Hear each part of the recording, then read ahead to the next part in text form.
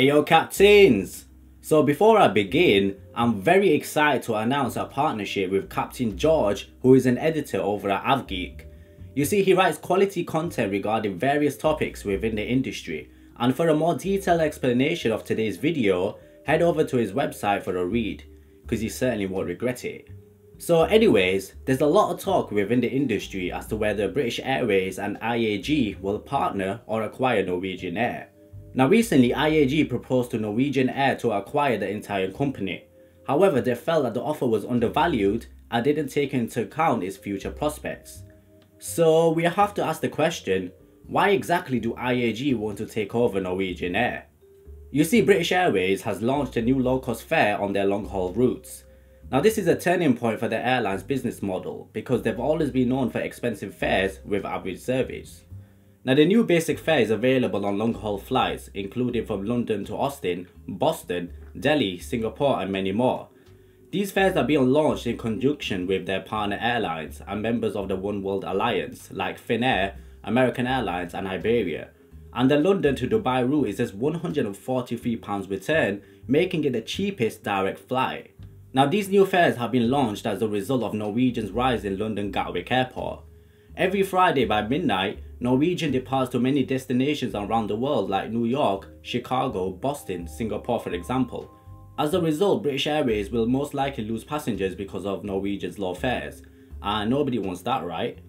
Now UK residents may remember British Midland or British Caledonian. Now these were airlines that were all independent but got taken over by British Airways as they began to compete on their routes. Now if we go by what history suggests, then a takeover is likely, and the market seems to think so too.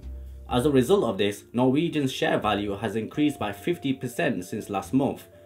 However, Norwegian Air is heavy in debt. They have over £2 billion of debt, with more expensive planes on the way, as they plan to expand their fleet to nearly 200 aircraft by next year.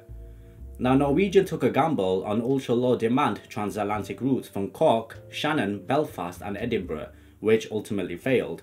And they recently announced that several routes from these airports will become seasonal. So if Norwegian Air is failing, why would IAG want to start making acquisition offers? Well, Norwegian has some interesting characteristics that would appeal to BA and IAG. Firstly, they have experience in low-cost, long-haul aviation, which could prove to be valuable as IAG's low-cost carrier level based in Barcelona expands. They also have orders of many new planes at more than reasonable prices. And of course, as proven with British Midland or British Caledonian, a good way to get rid of a competitor is to buy them. Norwegian's landing and takeoff slots will also increase in value as more flights take place from Gatwick Airport. Now we'll just have to wait and see what happens with the potential Norwegian takeover. But as the Norwegian CEO says, you will always see an airline come and go, but most likely you will see them go.